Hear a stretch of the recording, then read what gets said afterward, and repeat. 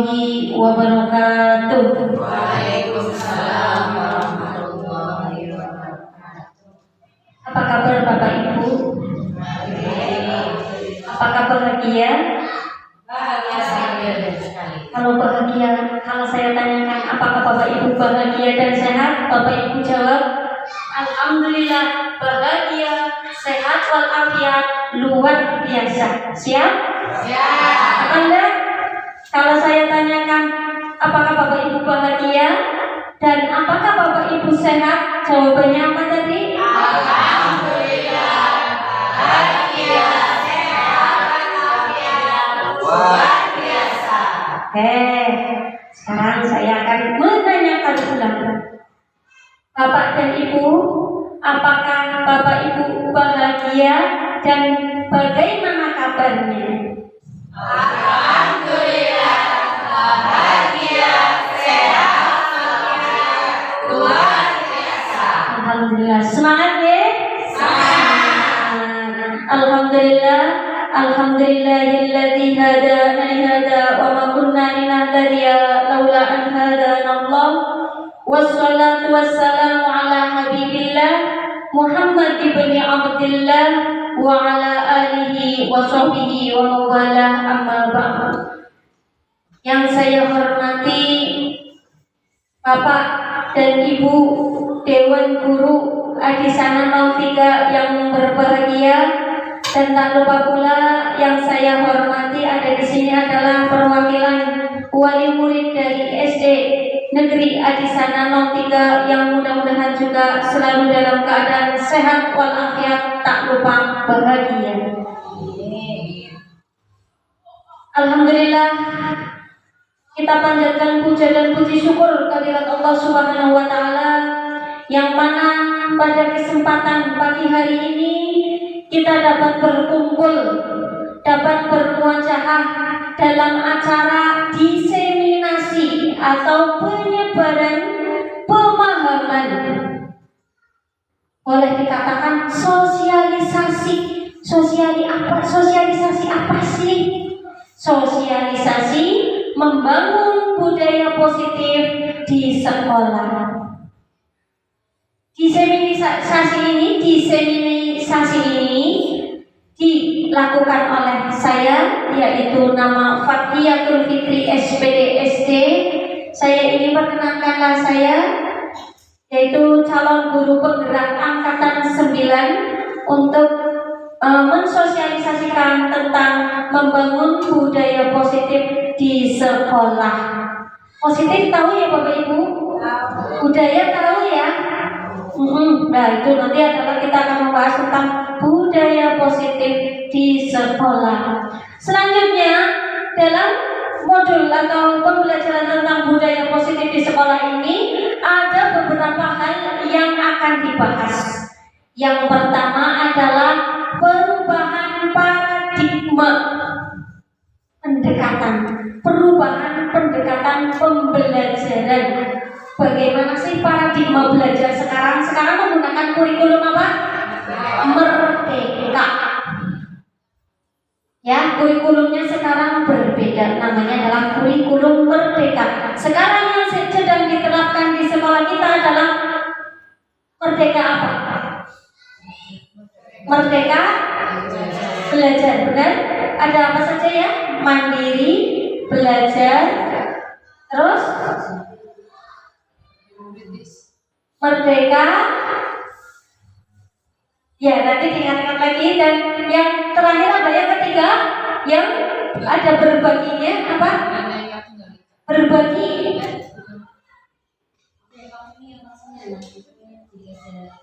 Yang berbagi. Kurikulum merdeka kan yang kurikulum yang sedang diterapkan kan ini ada 3. Coba apa saja kurikulum yang 3 itu yang sekarang diterapkan di sekolah?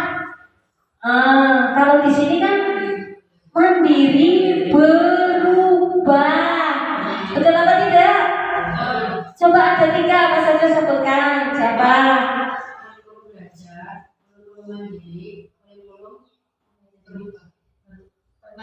Mandiri berubah, mandiri berbagi, dan satunya Mandiri belajar. coba kalau diurutkan mandiri. Mandiri belajar, mandiri berubah, dan mandiri berbagi. Betul apa salah? Betul. Betul sekali. Tepuk tangan buat berdiri. Ada tadi apa? Mandiri belajar. Mandiri berubah, mandiri Betul sekali. Nah, di Adisana 3 ini kita menerapkan kurikulum apa? mandiri belajar, mandiri belajar, mandiri belajar. Di Adisana 3 ini menerapkan kurikulum apa? Iya, betul sekali. Kurikulum merdeka itu betul sekali. Iya, sekarang yang kita terapkan adalah kurikulum merdeka. Nah, ini di Adisana 3 itu apa? Mandiri belajar. Dan berbagi. Ayo, apa? Mandiri berubah. Mandiri berubah. Kalau mandiri belajar masih menggunakan kurikulum 2013. Kalau mandiri berubah berarti kita menggunakan kurikulum merdeka yang masih untuk khusus sekolah. Ya. Kalau mandiri Oke, sekarang ada lagi yang akan kita bahas berikutnya adalah disiplin positif. Disiplin sing positif, bukan disiplin contek mencontek. Yo, sing positif apa ya? Disiplinnya contek mencontek yo, bukan. Tapi disiplin positif. Nanti kita bahas. Ada lagi adalah motivasi perilaku manusia. Saya kok mau sih ikut menjadi guru penggerak, motivasinya apa? Saya kok mau ya anak saya disekolahkan di Adisana 3 ini dari ibu-ibu. Kenapa ya? Nah, itu kan motivasinya apa? Saya kepengen anak saya agamanya mumpuni, cerdas, pintar seperti guru-guru Adisana 3. Nah, itu namanya motivasi. Nanti ada motivasi ada berapa? Ada. Berikutnya adalah kebutuhan dasar. Kebutuhan dasar manusia. Nanti ada di situ kebutuhan dasar. Berikutnya adalah posisi kontrol bagi seorang pendidik terutama. Yang selanjutnya keyakinan kelas. Kalau kita kemarin mengerti yaitu tentang kesepakatan kelas, betul apa tidak? Peraturan ada apa tidak? Nah, ini lebih spesifik lagi, ada yang namanya yaitu namanya adalah keyakinan kelas. Sekarang kita lanjut dulu, yaitu masih berikutnya, yaitu yang terakhir adalah segitiga restitusi. Sebelumnya ini Bapak Ibu, dari semua ini adalah kaitannya dengan kurikulum apa tadi namanya? Merdeka. Di situ terdapat penguatan karakter yang isinya adalah profil pelajar Pancasila. Ada berapa dimensi profil pelajar Pancasila? 6. Ada yang hafal? Pelajar Pancasila beriman dan bertakwa pada Tuhan yang Esa dan berakhlak mulia, berkebinekaan global, gotong royong mandiri, kreatif dan bernalar kritis. Ayo maju satu, boleh juga dua. Bapak Ibu guru monggo ya. Belajar Pancasila, beriman dan bertakwa pada Tuhan yang Esa dan berakhlak mulia, berkebinekaan global, gotong royong mandiri, kreatif dan bernalar kritis.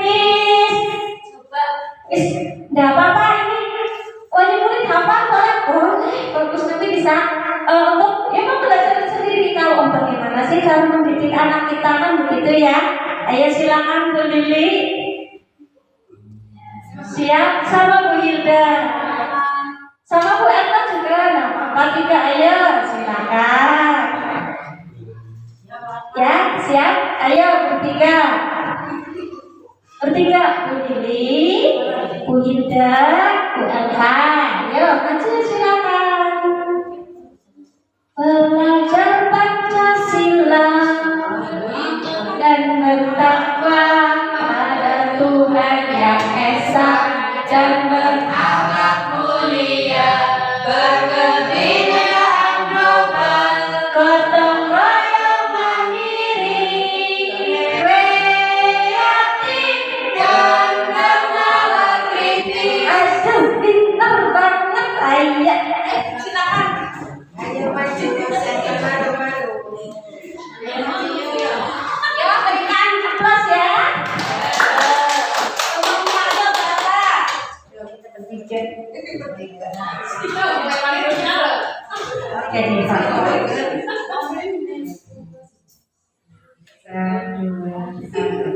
Belajar Pancasila, beriman dan bertakwa pada Tuhan yang Esa dan berakhlak mulia, berkebudayaan global, gotong royong mandiri, kreatif dan bernalar kritis. Terima kasih. Terima kasih banyak. Nah, selanjutnya yaitu sebelum kita lanjutkan, sebelum dimulai nih Bapak Ibu, kita ke ini dulu. Sekarang ice breaking ya Bapak Ibu. Ice breakingnya ini di sini. Silakan maju di sini Pak Bu Hilda, Pak Yosi 3. Silakan. Baris bertiga ceceran. Pak Yosi boleh depan. Ya. Terus berikutnya adalah Bu. Yang ini ibu-ibu silakan depan sini. Baris bertiga Pak Yosi depan, ini ke belakang. Ya, cekelan tangan. Bahasanya apa? Kayak kereta-keretaan. Aku pada bingung ya. Ya, kayak kereta-keretaan ibu-ibu silakan. Ini sambil saya buka ulang ya. Ya, seperti kereta-kereta mundur. Bapak Ibu ikut bilang mundur sambil mundur. Siap? Pak Yosi di depan. Aku bukan Bu Lili, mundur saya maju. Siap ya? Siap Bapak Ibu? Siap ya? Maju. Mundur. Maju. Mundur. Maju. Stop. Sekarang kalau saya bilang kanan, Bapak Ibu bilang kiri, gesernya juga ke kiri.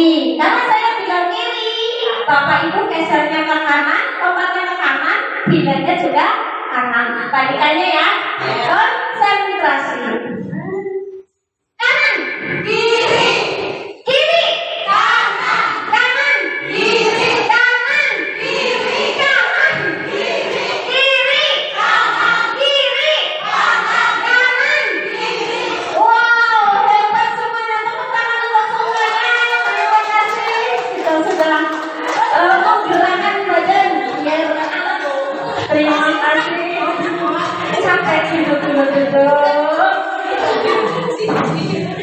Semuanya tadi konsentrasi luar biasa. Tepuk tangan buat Bapak dan Ibunya.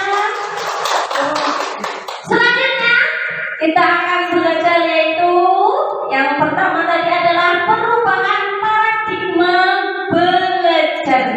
Perubahan dalam pendekatan belajar. Belajar yang sekarang itu bukan seperti dulu. Belajar ya, anak itu diberi ilmu oleh guru sumber ilmu. Blok anak itu seperti kertas kosong atau tabula rasa itu dulu. Bocah ya, dinilai pelajaran gurunya serba pinter. Pokoknya apa boy sih gurunya ini ya blok begitu ya Bapak Ibu. Kalau sekarang tidak. Karena apa? Pada dasarnya kompetensi, bukan kertas kosong tinggal digali. Ya Bapak Ibu, nah kalau kemarin kalau belum diberi pelajaran oleh Bu Eva, anak yuk langsung belum diberi pelajaran kan organisasi nongki enggak. Sekarang itu digali sendiri, Bapak Ibu guru menuntun. Ada anak yang pandai dalam ternyata anak itu literasinya bagus, misalnya bisa membuat pantun. Bapak Ibu tuntun. Ini loh cara membuat pantun. Ayo nanti kamu belajar buat pantun yang banyak di rumah ya. Nanti coba dulu lihat. Ternyata putra Bapak dan Ibu ada yang bisa buat puisi. Dicoba lihat sini saya lihat puisinya. Coba nanti buat ya puisi di rumah tentang lingkungan sekitar. Itu bisa.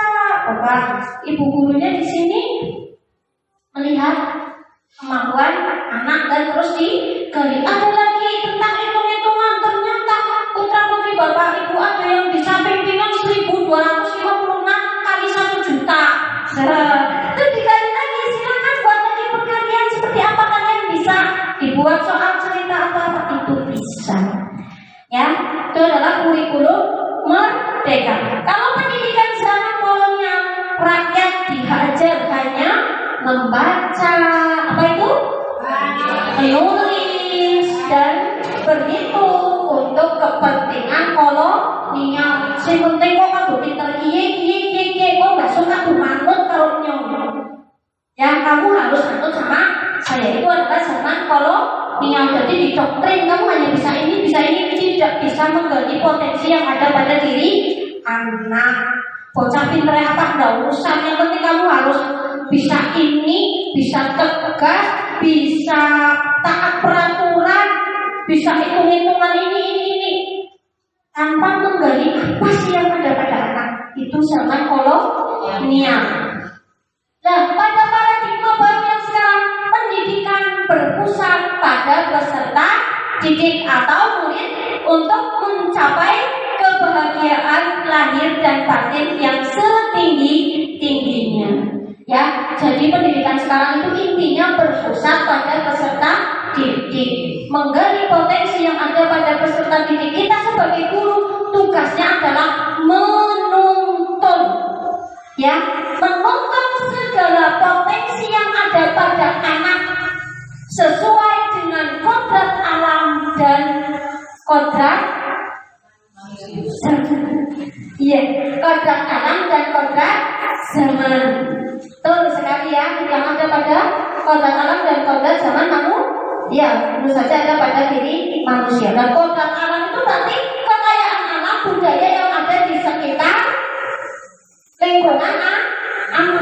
Bisa lebih luas, cakupannya tingkat daerah, tingkat nasional. Lah, kalau sesuai dengan kodrat zaman berarti apa? Kira-kira apa? Sesuai dengan perkembangan zaman. Kalau perkembangan zaman sekarang berarti bagaimana? Era digitalisasi, betul. Berarti kita tuntun anak menuju ke era digitalisasi. Makanya sekarang AMB kami menggunakan apa? IT. Itu tujuannya salah satunya, ya bukan tujuan, memang itu sudah jadi ada di kurikulum ya Bapak Ibu. Tetapi memang anak harus dikenalkan pada kita, jangan sampai ketinggalan. Nah, tetapi ada lainnya nanti ya tetap kita harus sebagai guru dan murid-murid memantau, walaupun digital itu kan bebas ya. Soal perkembangan digitalisasi itu sangat cepat ya. Segala informasi dari penjuru dunia, anak bertanya misalnya, apa sih bahasa Arabnya? Siapa nama kamu? Kalau tanya ke bu guru kan bu gurunya jauh. Tak kalau mamanya bingung. Soalnya lagi nyetel power misalnya ya. Nah itu anak bisa dikenalkan tadi yang namanya digitalisasi, browsing. Dengan searching atau browsing itu adalah apa? Kalau misalnya lagi ada anak ya dari penjuru dunia ini, misalnya anak pengen tahu London, ngerti London? Di mana? Inggris. Iya.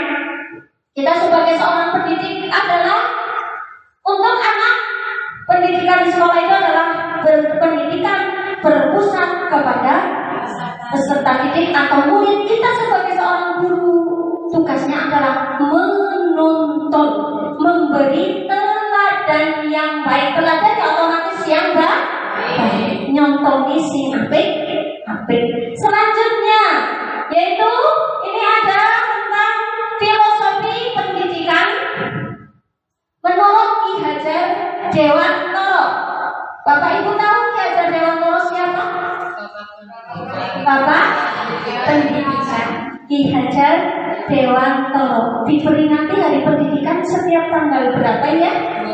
2 Mei. Betul sekali. Nah, ini tugas guru yang pertama yaitu menuntun. Tadi yang sudah saya sampaikan ya Bapak Ibu, menuntun yaitu apa? Memberi teladan yang baik, yaitu terus apa? Pendidikan berpusat pada peserta didik, terus apa? Mengarahkan anak menuju yaitu sesuai dengan kodrat alam dan kodrat zaman untuk mencapai kebahagiaan yang setinggi-tingginya bagi terutama ya kita sebagai apa manusia, umat manusia dan khususnya di sekolah dalam peserta didik. Berikutnya adalah yang tadi menuntun. Tentu tadi kalau menuntun ya otomatis berpusat pada peserta didik atau anak. Yaitu yang kedua kodrat. Yang ketiga itu ya kodrat zaman. Kodrat zaman tadi sudah dijelaskan ya, era digitalisasi. Kodrat alam berarti sesuai dengan budaya atau alam yang ada di sekitar. Terus ada lagi karakter atau watak. Nih ya, kurikulum merdeka itu juga terutama itu adalah penerapan watak tadi ya, karakter yang sesuai dengan profil pelajar Pancasila. Ulang lagi, coba sekali lagi. Pelajar Pancasila beriman dan bertakwa pada Tuhan yang esa dan berakhlak mulia, berkebinekaan bergotong royong mandiri, kreatif dan bernalar kritis. Oke, selanjutnya yaitu ada kolaborasi pendidikan. Di dalam dunia pendidikan ini, sekolah tidak bisa berjalan dengan sendirinya Bapak Ibu. Guru-guru itu tidak bisa jalan sendiri, kan bisa melakukan dewek. Ya bukan Bu Hani. Kita itu harus ada kolaborasi, kerjasama dengan siapa saja. Murid tentu saja ya. Kalau ada guru ya harus ada murid. Kita tidak bisa dipanggil guru tanpa adanya murid. Betul. Terus siapa lagi? Guru lain ya, kolaborasi dengan guru lain atau teman sejawat. Betul. Ada lagi tadi masyarakat. Apa lagi? Wali murid. Apa lagi? Ada lagi. Apa lagi? Kepala sekolah. Iya, yang lain cakupannya lebih luas. Apakah boleh? Kepala desa boleh. Suatu saat kita adakan kerjasama, ada MOU dengan kepala desa boleh? Boleh mendatangkan babinsa ke sini untuk penjelasan sosialisasi misalnya tentang nafsa. Di sini pernah ada, ya, itu adalah MOU mendatangkan babinsa ya, bisa. Ada lagi cakupan kolaborasi dari mana lagi? Puskesmas. Apa itu? Dinas Kesehatan diapain? Cus ya. Iya khusus gitu ya. Dia imunisasi dan ada lagi sosialisasi tentang kesehatan. Banyak sekali kita bisa melakukan kolaborasi. Kolaborasi nanti kegiatan perpisahan atau penima pergelaran gelaran karya anak juga bisa berkolaborasi dengan wali murid. Bapak Ibu, ini Bapak Ibu perlu tahu nanti ketika menghias kelas boleh melibatkan wali murid. Malah itu sangat bagus anak dan wali murid dilibatkan. Ya, kapan-kapan kita akan harus memulai. Kalau tidak sekarang, kapan lagi? Begitu nih Bapak Ibu. Jadi nanti di kelas pun bisa dilakukan kolaborasi dengan wali murid. Untuk yang selanjutnya yaitu disiplin positif. Coba dibacakan tolong Pak Yosi apa itu keterangan tentang disiplin positif. Disiplin positif dalam budaya kita, disiplin dimaknai sesuatu yang dilakukan seseorang pada orang lain untuk mendapatkan kepatuhan. Sebagai pendidik, tujuan kita adalah menciptakan murid yang memiliki disiplin di diri sehingga mereka bisa berperilaku dengan mengacu pada nilai-nilai kebajikan universal dan memiliki motivasi intrinsik bukan ekstrinsik. disiplin tujuannya supaya patuh. Betul apa tidak? Disiplin tujuannya supaya patuh. Lah di kelas dulu ada kan yang namanya peraturan kelas kata tertib. Contohnya apa coba? Satu aja. Datang tepat waktu itu peraturan tujuannya supaya tertib, supaya tepat waktu, patuh, nata kan begitu ya. Itu peraturan. Lah peraturan ini kenapa kok anak bisa datang tepat waktu? Karena ada peraturan. Kalau tidak datang tepat waktu biasanya ada hukuman apa tidak? Hukumannya apa biasanya? Menghafalkan perkalian. Itu bagus apa tidak? Bagus. Itu namanya adalah motivasi ekstrinsik, motivasi dari luar. Kenapa? Lah saya datang tepat waktu lah. Nanti saya takut dihukum sama Bu Hidra suruh hafal lagi ini. Itu kan dari luar, faktor dari luar. Betul apa tidak? Saya mau datang tepat waktu lah. Nanti saya malu sama teman-teman. Saya lagi ngapalin tidur.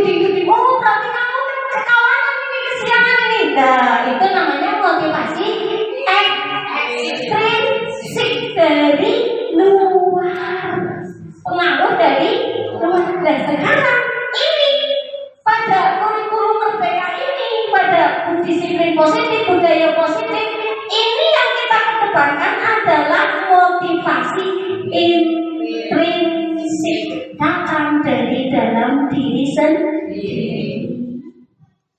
Itu ya Bapak Ibu. Contohnya apa? Saya mau datang tepat waktu karena saya ingin belajar, saya ingin pintar gitu.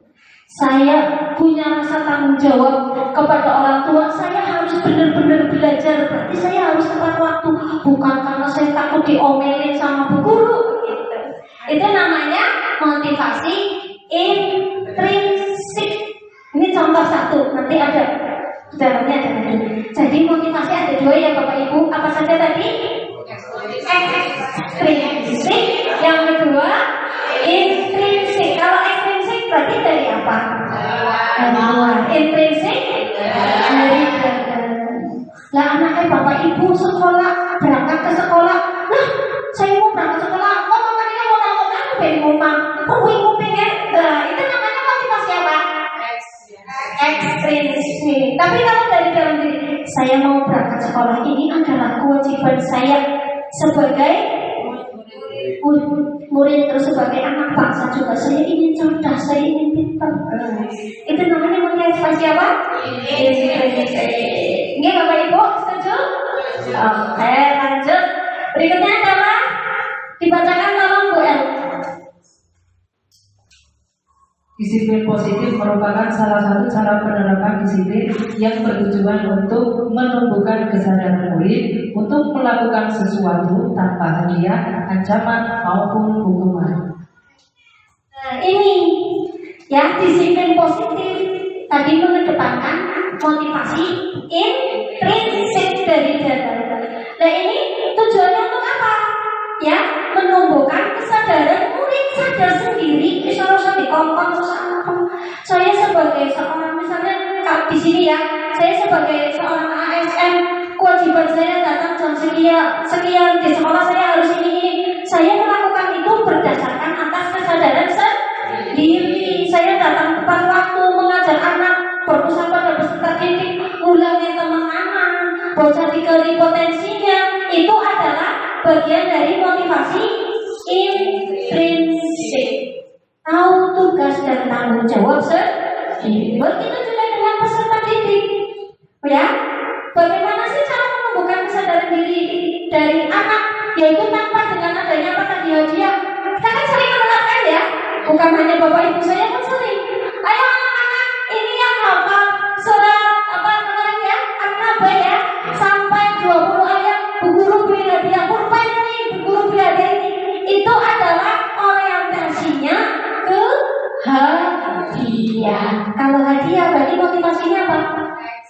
Ekstrinsik. Jadi apa? Lah tentang apa nambah oleh hadiah sih mungkin tidak taruh pakai aku nih. Ya itu bagus, bagusnya Bapak Ibu, bagus. Tapi untuk sekarang yang paradigma baru yang lebih bagusnya lagi adalah kesadaran dari diri sendiri atau motivasi intrinsik. Digunakan lagi ancaman, mengkoang dari kawanan kalau kesiangan, hafalan perhatian sampai sekian. Nah itu namanya apa? Ancaman. Masuk ya. Berikutnya ada lagi hukuman, tadi hukuman. Nanti kalau datang terlambat, nyapu halaman sampai bersih kinclong misalkan, itu namanya hukuman. Oke, sampai sini paham Bapak Ibu? Sekarang minum dulu silakan. Saya juga mau minum boleh? Ada telak.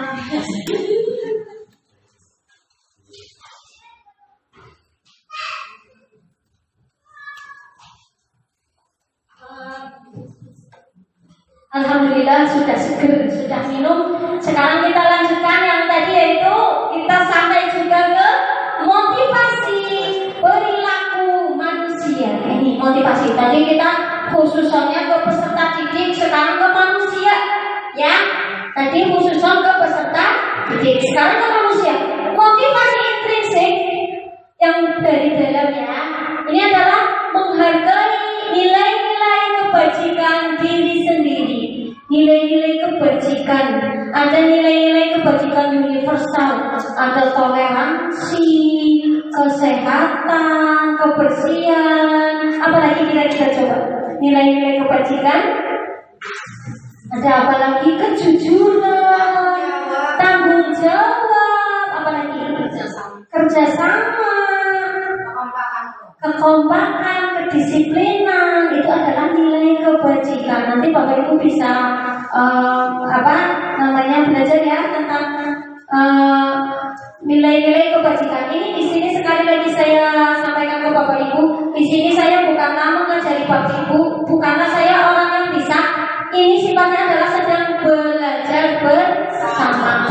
Sedang belajar deh, Bapak Ibu. Bisa. Halo, iya siap? Ya udah mulai ini. Jadi Bapak Ibu, sekarang kita lanjutkan, yaitu murid melakukan disiplin diri karena sadar. Karena apa? Sadar. Teman-teman dia sadar, dia sadar. Karena apa nih Bapak Ibu? Sadar, bukan paksaan ya. Akan nilai kebajikan dalam dirinya. Pada hakikatnya setiap wong kowe api kabeh. Langkah sing ora api. Makanya kita harus sadar, kita itu orang baik, orang api. Kita optimalkan kebaikan kita, kebagusan kita.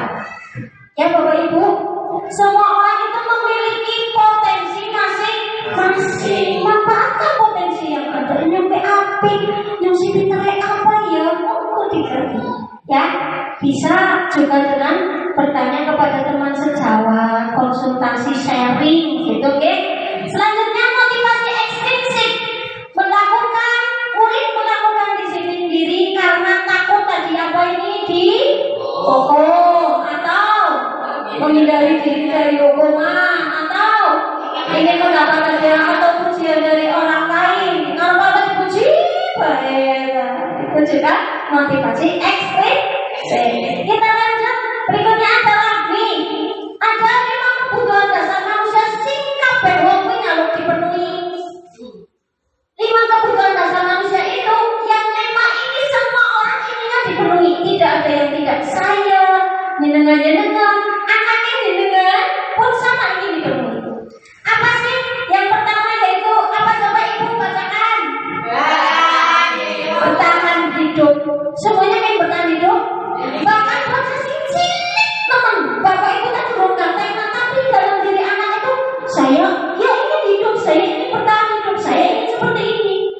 Cuman kan Bapak Ibu tidak mendengar hatinya, kan orang bakal ngomong kan, dia mungkin siapa Bapak tidak dengar gitu. Ya, berikutnya adalah kasih sayang dan rasa diterima. Ya, Bapak Ibu pengen mendapat kasih sayang enggak? Pengen diterima dengan oleh orang lain enggak? Itu anak peserta didik kita sebagai pendidik itu harus tahu bahwa anak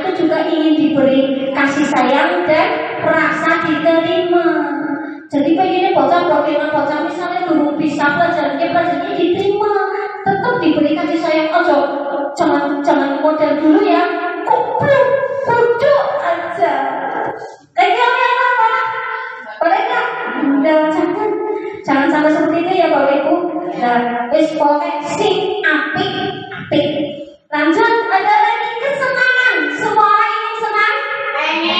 Pengen sedih apa senang? Karena pengen sedih apa pengen senang? Senang. Udah ini wanita senang kalau Dina. Sedihnya sedikit saja. Sedihnya sedikit saja. Ya, semua orang itu pengen senang. Bukan hanya murid, guru pun pengen senang, ya tidak? Pengen Pak Guru pengen mendapat kasih sayang. Pengen saya ini disayangi Bu Wido, ingin disayangi Bu Lini, ingin disayangi Pak Yosi. Tapi kita ingin dicintai Pak Yosi ya. Iya, gimana kamu kok jangan cekan ya? Ingin disayangi kasih sayang sesama manusia dan ingin disayangi dengan wali murid pun juga begitu. Terus berikutnya adalah penguasaan. Kita ingin menguasai sesuatu. Ya ada yang ingin kita kuasai. Kita punya cita-cita, punya impian. Boleh nggak? Boleh. Terus berikutnya kebebasan. Ingin bebas nggak?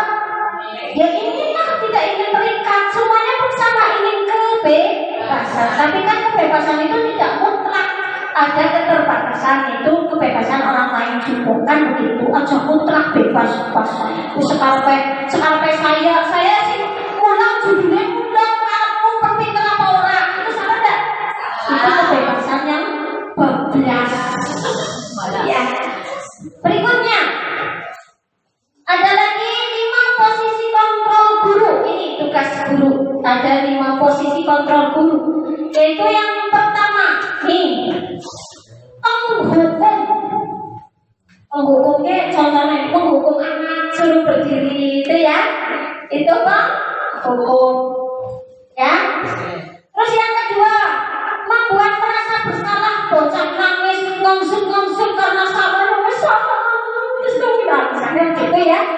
Terus berikutnya adalah sebagai teman, ngajak ngobrol. Guru itu sebagai teman, ngobrol bareng anak itu seperti teman kita, begitu. Terus berikutnya memantau anak-anak. Nah, berikutnya adalah manajer sebagai pemimpin yang mengayomi, gitu. Ya. Nah, selanjutnya, yuk kita bahas satu-satu. Contoh penerapan 5 posisi kontrol guru. Ada kasus ya, contohnya itu ya kasus murid terlambat datang ke sekolah. Tadi tepat ya, tadi Bu Ida menyampaikan disiplin apa tepat waktu ya. Tidak terlambat ke sekolah kan begitu. Nah ini ada ini contoh kasus murid terlambat datang ke sekolah. Nah ini ada guru sebagai penghukum. Contohnya apa yang coba dibacakan Bu Nani? Murid terlambat datang sekolah untuk penghukum. Karena kamu telah terlambat, silakan berdiri di depan sampai istirahat. Betul, ya, betul. Datang terlambat. Karena kamu sudah terlambat datang, silakan kamu berdiri di depan ya sampai istirahat. Contohnya tadi ya, itu namanya penghukum. Selanjutnya adalah pembuat merasa bersalah. Contohnya dibacakan sifat.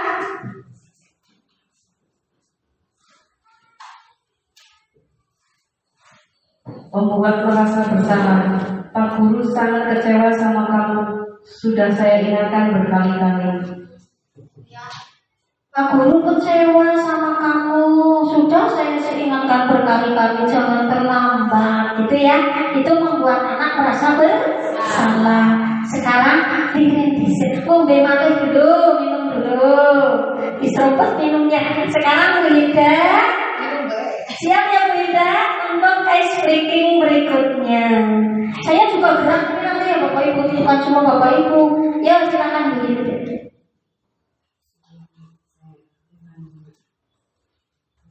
Connected.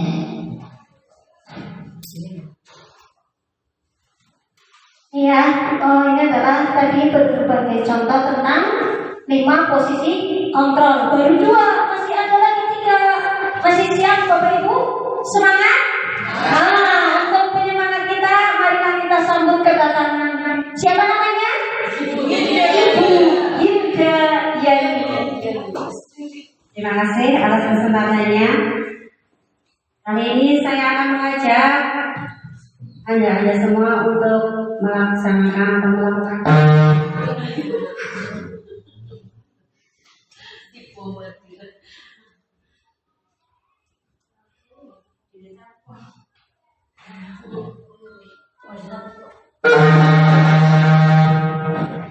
Baik, sebelumnya lanjut dulu ya Bapak Ibu, lanjut dulu. Coba ingat kita di pinggangnya biar goyangannya tidak pegel ya. Sudah siap Bapak Ibu? Berdiri boleh berdiri. Saya mau ini ya, jadi kayak anak TK boleh? Ayo. Iya, siap ya Bapak Ibu. 1, 2, 3. Kepala pundak, lutut dan kaki, daun telinga, mata dan pipi, tangan di pinggang. Hai, ayo digoyang. Ulangi lagi sekali lagi ya. Yo, siap Bapak Ibu ya. Kepala pundak, lutut dan kaki, daun telinga, mata dan pipi, tangan di pinggang. Hai, ayo digoyang. Terima kasih, silakan duduk kembali. Sekarang berikutnya adalah kita ke posisi kontrol yang ketiga sebagai teman. Coba dibacakan Ibu siapa namanya? Sini maju Bu Yeni. Ibu? Iya. Silakan Ibu sini. teman, lain kali jangan terlambat ya buat Pak Guru bangga. Sebagai teman ngomongnya gimana? Ya, sebagai teman begini. Lain kali jangan terlambat ya buat Pak Guru bangga sambil dielus-elus. Itu namanya sebagai teman. Berikutnya adalah sebagai pemantau. Bu Ida ya, silakan Ida. Ya, sebagai pemantau, kamu sudah terlambat. Apa konsekuensinya jika terlambat? Ini ya, betul ya. Sebagai pemantau, kamu sudah terlambat. Apa konsekuensinya jika terlambat? Berarti mengingatkanmu atau mengingatkan kamu punya konsekuensi loh kalau kamu terlambat. Itu adalah sebagai pemantau. Dan yang terbaik, ya semuanya bagus-bagus, tapi yang lebih tepat, lebih sesuai adalah penerapannya posisi kontrol guru sebagai manajer. Sebagai manajer itu bagaimana? Silakan dibaca Bu Elva. Sebagai manajer, tidak mencari kesalahan, mencari solusi untuk memperbaiki sesuai keyakinan kelas. Sebagai manajer itu adalah tidak mencari kesalahan. Ini yang baru ya, mungkin baru kita pelajari posisi tentang sebagai manajer. Sebenarnya sudah ada, tetapi ini kita dapat pengetahuan baru ya Bapak Ibu. Sebagai manajer itu adalah tidak mencari kesalahan, mencari solusi untuk memperbaiki sesuai dengan keyakinan kelas. Ini adalah kita seorang guru posisinya sebagai manajer. Inilah yang paling sesuai. Semuanya bagus sesuai dengan yang tertinggi ya. Ini adalah sebagai posisi manajer. Nanti di antaranya itu ada yang posisi manajer itu, yaitu contohnya nanti adalah segitiga restitusi. Selanjutnya yaitu keyakinan kelas. Kemarin Bapak Ibu sudah mempraktekkan ada yang namanya peraturan kelas, ada. Coba saya ingin minta satu saja contoh peraturan kelas. Bapak Ibu buat satu-satu peraturan kelas. Saya bagi ya. Nanti saya keyakinan kelas juga sih, Ibu. Peraturan kelas. Ini, Peraturan kelas dengan peraturan kelas beda. ini Bapak Ibu ya, ini saya jelaskan dulu. Ada peraturan kelas, ada kesepakatan kelas, dan yang ketiga keyakinan kelas. Kalau peraturan kelas itu aturan yang dibuat oleh siapa? Guru dan anak harus patuh. Begitu tata tertib ya. Kalau kesepakatan kelas berarti bagaimana? Kesepakatan yang disepakati oleh guru dan siswa, dan yang mematuhi siapa? Siswa. Nah, itu kesepakatan kelas itu dipatuhi oleh siswa. Kalau keyakinan kelas berarti bagaimana coba? Kesepakatan bersama yang dibangun untuk menstabilkan segala kegiatan di kelas serta kesadaran dan kemandirian tadi, yaitu apa? Kesadaran dari diri sendiri. Kalau keyakinan kelas dibuat bersama kesepakatan itu oleh guru dan peserta didik, ya, kemudian ditaatinya pun bersama, bukan hanya untuk murid tetapi untuk guru dan murid. Itu bedanya.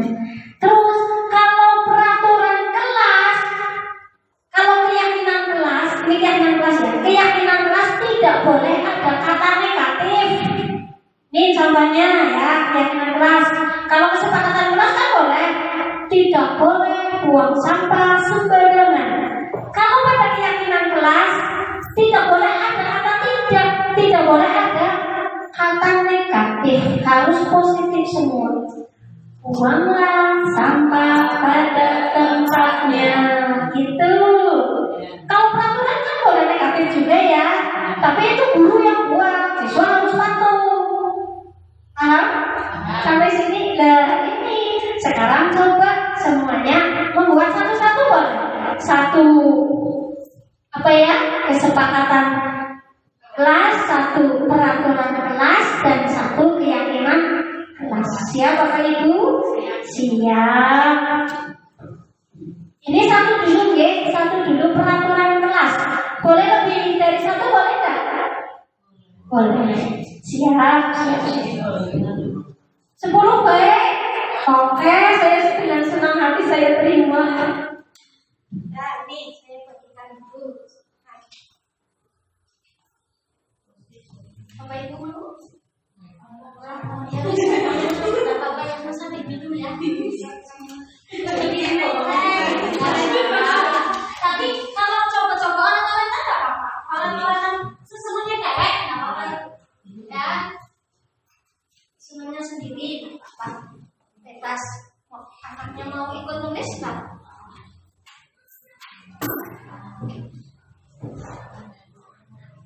Silakan satu dulu ya Bapak Ibu. Peraturan kelas.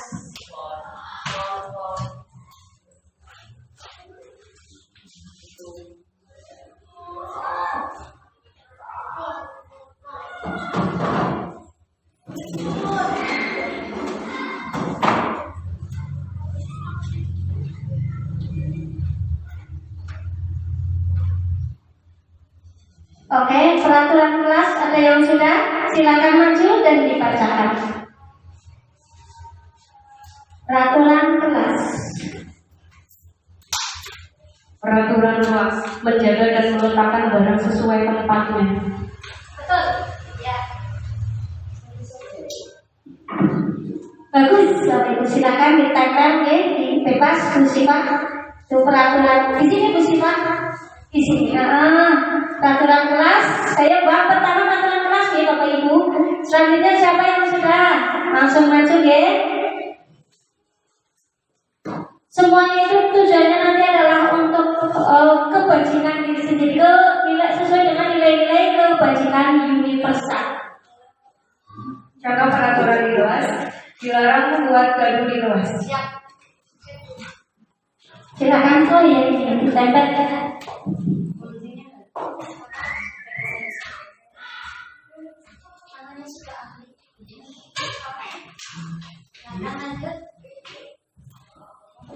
Peraturan kelas bersikap baik dan menghargai semua orang.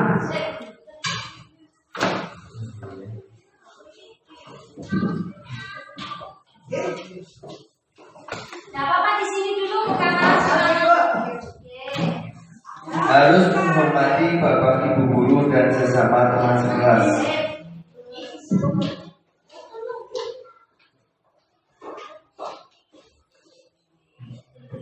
Peraturan kelas masuk kelas harus tepat waktu.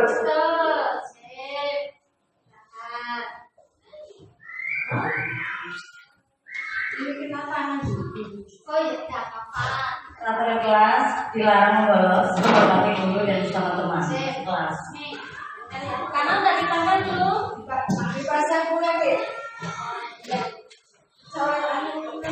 Yang lain? Bu Elva? Ya, sekarang sambil berjalan sambil saya bagikan, Bapak Ibu buat kesepakatan Mas Ibu sudah menulis. Sini, hebat, tepuk tangan. Ibu siapa namanya? Bu Reni. Ibu Reni. Ya, hebat. Tidak keluar kelas langsung belajar dimulai. Saat pembelajaran. Silakan ditempel. Wah, tepuk tangan dong yang meriah. Keren. Ibu Reni luar biasa. Silakan. Peraturan kelas dilarang membawa handphone tanpa seizin guru. Ya. Ada lagi? Mbak Neno.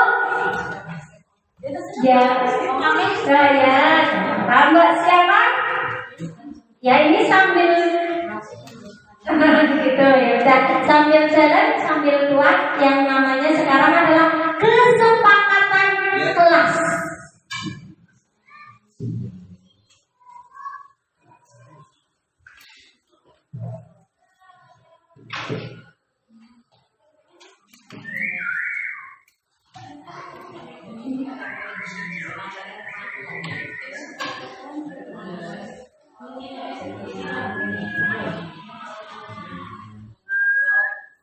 Kesepakatan kelas. Sambil saya bacakan tadi peraturan kelas, saya bacakan ya Bapak Ibu. Menjaga dan meletakkan barang sesuai tempatnya. Dilarang membuat gaduh di kelas.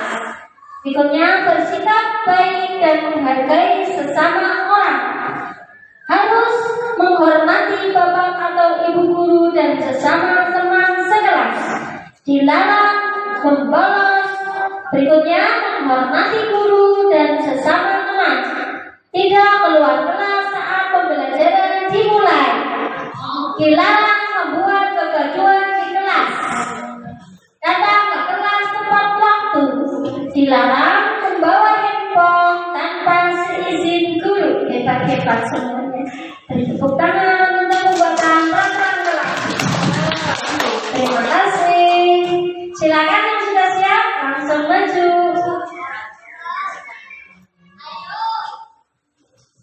Kesepakatan kelas menjaga sopan santun terhadap guru.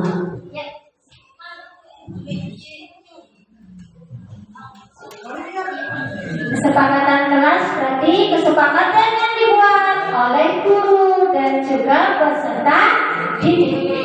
Disepakati bareng-bareng. Betul nggak itu? Ya. Kesepakatan kelas mengamalkan ajaran agama untuk kebaikan bersama. Betul. Silakan. Ini punya bumi lagi.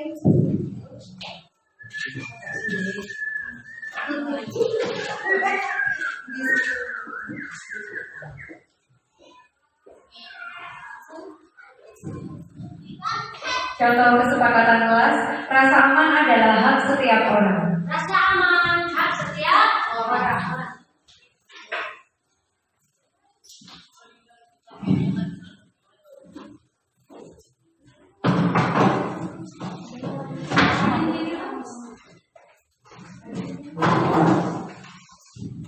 Kesepakatan kelas mengumpulkan tugas sesuai waktu yang telah ditentukan. Mengumpulkan tugas sesuai waktu yang dikumpulkan. Oke. Oh, yang ditentukan. Ya. Silakan. Selanjutnya, Kesepakatan kelas tertib saat belajar mengajar. oh iya.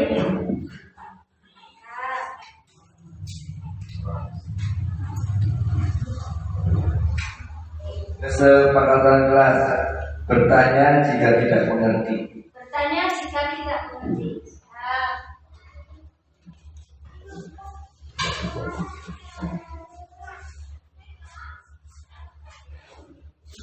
Kesepakatan kelas berdoa sebelum dan sesudah belajar. Doa sebelum dan sesudah belajar. Ibu, ayo. Ya, nama Pak Ibu. Siap? Ya. Selanjutnya, keyakinan kelas. Ingat Bapak Ibu, kalau keyakinan kelas tadi bagaimana ya? Iya, kesadaran. Coba tadi positif kelas bagaimana Bu Elka? Keyakinan kelas. Yang itu enggak? Keyakinan kelas adalah kesepakatan bersama yang dibangun untuk menstabilkan segala kegiatan di kelas agar tercipta kesadaran dan kemandirian. Betul, dan semuanya itu adalah semuanya berkaitan dengan kebajikan, nilai-nilai kebajikan universal. Siap Bapak Ibu? Tadi nilai-nilai kebajikan ada apa saja yang tadi Bapak Ibu paham? Kejujuran, kerjasama, tanggung jawab, kedisiplinan, kasih sayang, peduli, rasa syukur, saling menghormati, ya toleransi, sama ya. Itu. Sekarang silakan Bapak Ibu buat keyakinan, dan keyakinan tersebut memiliki nilai-nilai kebajikan universal.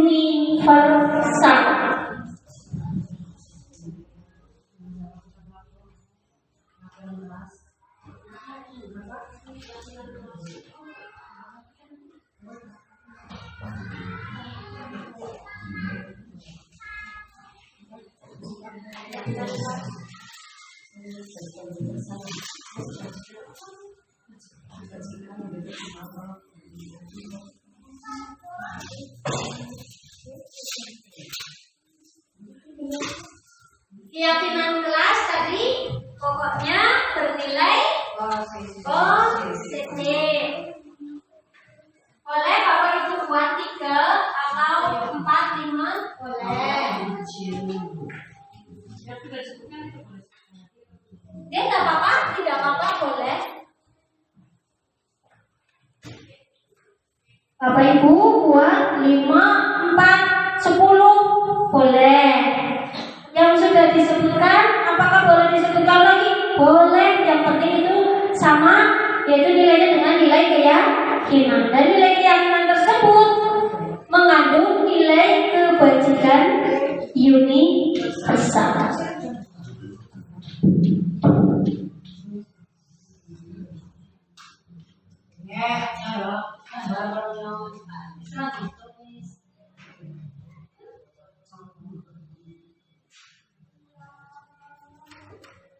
Boleh yang sudah langsung tidak apa-apa.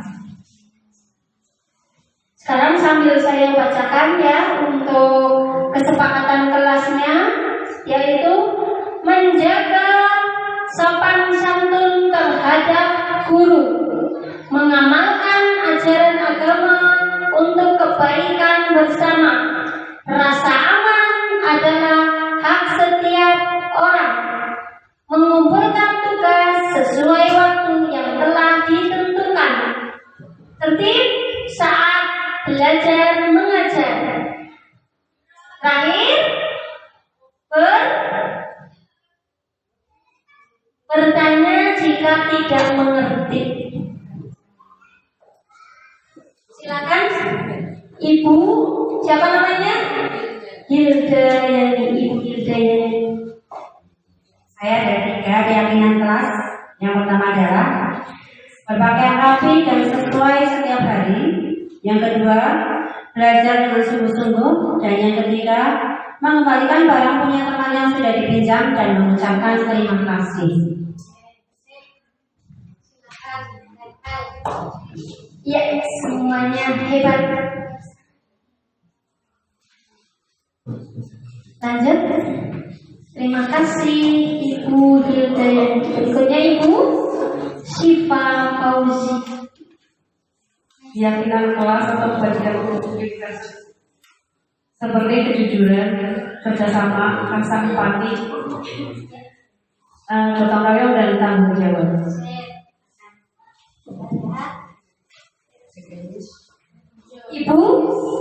Ibu Kana.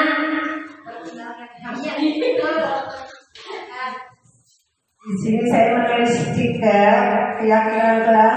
1, saling menghormati dan menyayangi.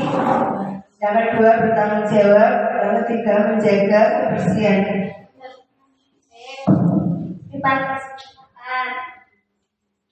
Berikutnya, monggo. Di sini bukan di sini. Iya, ditutup boleh. Berikutnya, silakan.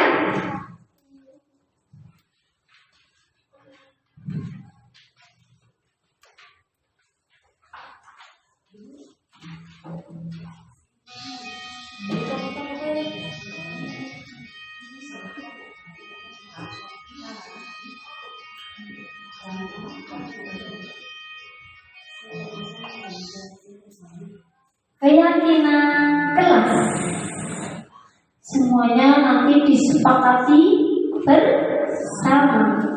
Silakan. 3 contoh keyakinan kelas. Yang pertama, saling peduli, menghargai, dan membantu sesama. Yang kedua, mematuhi protokol kesehatan seperti cuci tangan. Yang ketiga, senantiasa menjadi versi terbaik pada diri sendiri.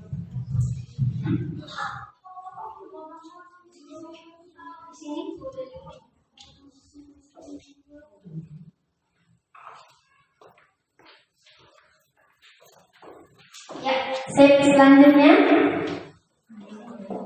Monggo. Saling peduli, menghargai, dan membantu sesama. Ini masuk ke dalam nilai kebajikan, yaitu apa? Toleransi. Kita masuk ya.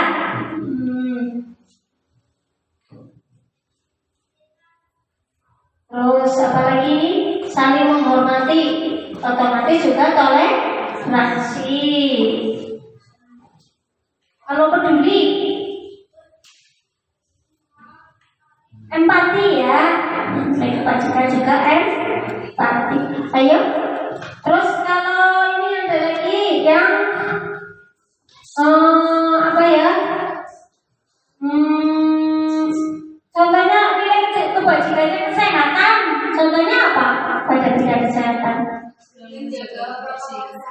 Menjaga kebersihan, betul. Menjaga protokol kesehatan. Itu nilai kebajikannya adalah kesehatan.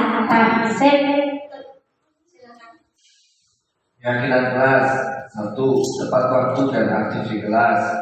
2. Bersikap baik dan ramah dan santun. 3. Belajar dengan bersungguh-sungguh.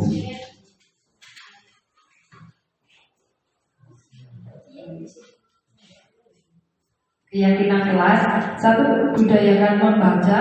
2. Berkomunikasi dengan baik. 3. Memiliki komitmen tinggi sebagai siswa.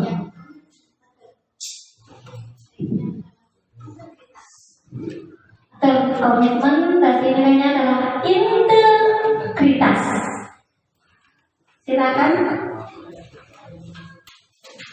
Keyakinan kelas, saling menghormati dan menyayangi, disiplin waktu, bertanggung jawab, mandiri dan empati. Sip, bagus. Silakan kita.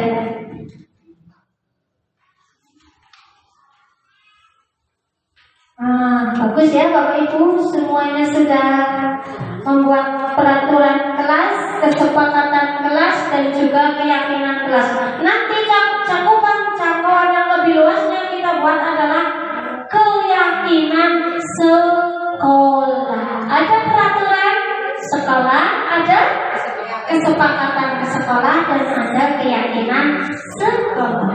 Ya, seperti itu Bapak Ibu. Kita lanjut saja. Yang berikutnya adalah tentang konsep disiplin. Identitas gagal.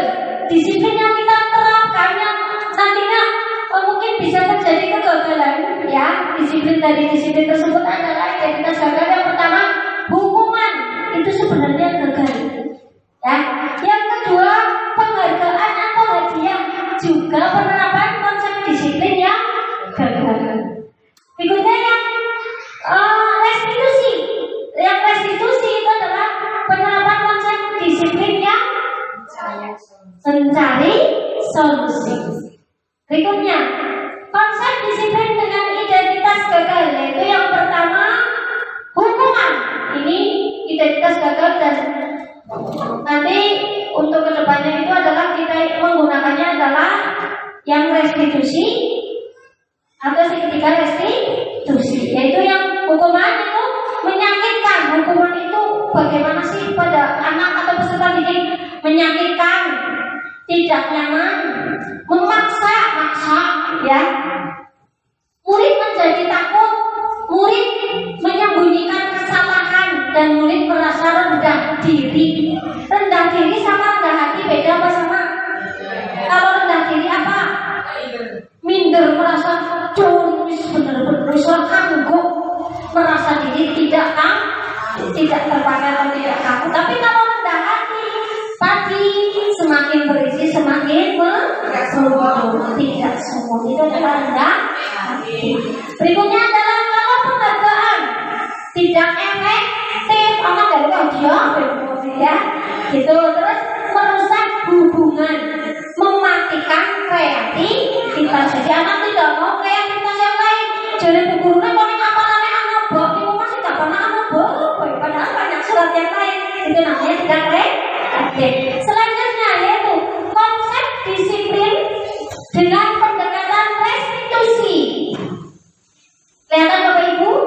Yaitu restitusi adalah proses menciptakan kondisi bagi murid untuk memperbaiki kesalahan mereka sehingga mereka bisa kembali pada kelompok mereka dengan karakter yang lebih kuat. Terus langkah-langkah restitusi, ada 3 langkah restitusi yang namanya adalah segitiga restitusi. Yang pertama, menstabilkan identitas, ya, yaitu bagaimana contohnya ini ya, setiap orang pasti pernah melakukan kesalahan. Distabilitaskan dulu identitasnya ya. Setiap orang pasti pernah melakukan kesalahan. Tengok-tengok semua orang pasti pernah melakukan kesalahan. Yang kedua, validasi tindakan yang salah, memvalidasi tindakan yang salah, divalidasi, ya. Kamu pasti punya alasan mengapa kamu melakukan itu, ya. Kemarin ada anak yang iseng suka merebut dolanan baterai, layu bentuber, ngerjain teman, ya. Itu ada. Nah, itu dari pihak guru harus yang pertama lakukannya adalah menstabilkan identitas. Kamu pernah melakukan hal seperti itu apa tidak? Ya, betul Bu. Kamu pasti punya alasan kenapa kamu melakukan itu. Iseng, biasanya senang, kan itu bisa ya. Bisa kan anak seperti itu? Betul kan, ada yang namanya tadi 5 kebutuhan dasar, merasa senang. Saya merasa senang dengan ngeprank anak. Padahal yang terakhir harus mencari solusi. Dia senang tapi kan anak yang lain rugi. Bagaimana dia sama-sama senang? Nah ini yang terakhir, yaitu dengan menanyakan keyakinan. Apa yang akan kamu lakukan untuk memperbaiki ini? Kamu senang, tapi kan akhirnya teman yang lain gak senang. Bagaimana caranya supaya kamu senang dan teman yang lain senang? Coba tindak lanjutnya seperti apa? Itulah yang namanya segitiga restitusi. Selesai kemudian yang terakhir adalah yang benar-benar harus Bapak Ibu guru pahami, saya terutama, dan Dan Bapak Ibu juga ibu-ibu wali murid ya harus pahami adalah tentang yang terakhir juga harus paham tentang segitiga restitusi, yaitu segitiga untuk tujuannya adalah mencari solusi. Begitu ya Bapak Ibu. Itu saja yang dapat saya sampaikan. Mudah-mudahan bermanfaat apa yang telah disosialisasikan atau dipaparkan pada hari ini oleh saya. Andai kata ada kekurangan, saya mohon maaf yang setulus-tulusnya, karena saya sebagai manusia biasa yang tidak luput dari kesalahan dan kekurangan, dan tentu masih banyak kesalahan-kesalahan atau kekurangan-kekurangan yang ada pada diri saya. Mohon koreksi dari panjenengan semua yang ada di sini. Dan untuk kebaikan-kebaikan atau ilmu-ilmu yang insya Allah mudah-mudahan bermanfaat, monggo diambil bareng-bareng untuk diterapkan di sekolah kita. Cukup sekian saja dari saya, kurang lebihnya mohon maaf. Akhirul kalam, billahi taufiq wal hidayah. Wassalamualaikum warahmatullahi wabarakatuh. Waalaikumsalam warahmatullahi wabarakatuh.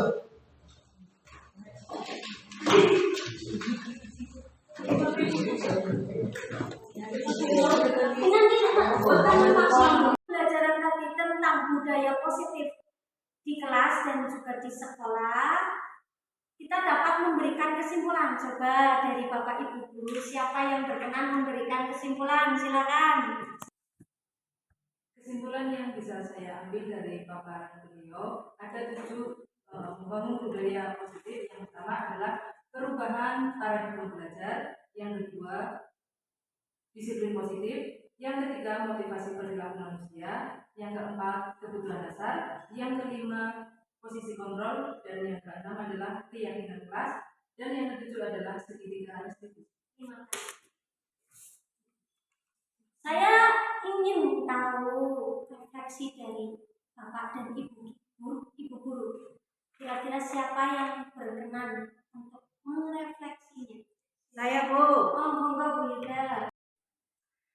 Dari pemaparan beliau, saya dapat merefleksikan bahwa kegiatan budaya positif sudah dapat diterapkan di beberapa kelas. Namun, untuk kegiatan selanjutnya, budaya positif dapat diterapkan di seluruh kelas atau sekolah. Terima kasih.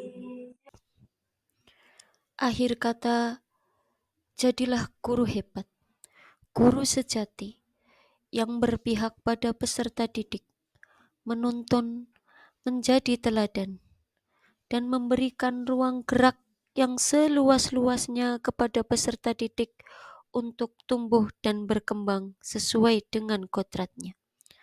Salam guru penggerak, tergerak, bergerak, menggerakkan.